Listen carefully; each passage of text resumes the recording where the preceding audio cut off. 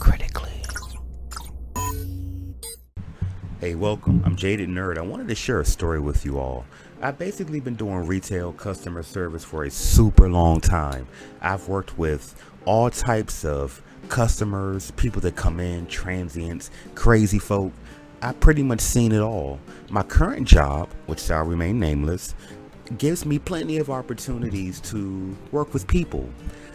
I close the store that I work, and I work Monday through Friday, so I'm responsible for coming in, I close the store, and I do the closing duties. Anyway, there's a particular individual, there are two, and there's a transient that comes in every day to utilize the bathroom and do other things. Do a bird bath in the bathroom that we have, the customer bathroom. And then there's a gentleman that comes in, and this is an older Caucasian male, and he has the weirdest thing that he does where he will go back in time essentially, and it's 2016, but he'll go back to like 1974 or like 1950.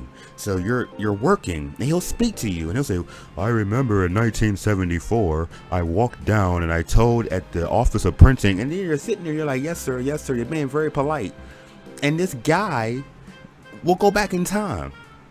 Anyway, so there was a particular night, and I think I remember this night like a Friday, and I had the transient come in, and again he always comes in and it says, oh man, I just need to use the bathroom, and blah blah blah, and woo woo woo, come on man, I need to come in there, I need to do what I need to do.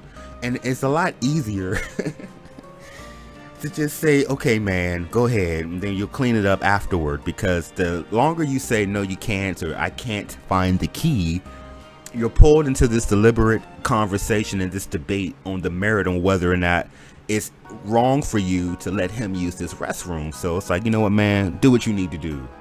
But I don't remember what happened between when the transient used the bathroom before I closed and the older guy, because the older guy got into an altercation and he's walking out and he snapped because he couldn't utilize something, he couldn't do something. So then he said, well, I don't understand how you could work for a multi-billion-dollar corporation and you have no goddamn. And I said, well, you don't need to curse at me. If I'm grown, you don't curse at me.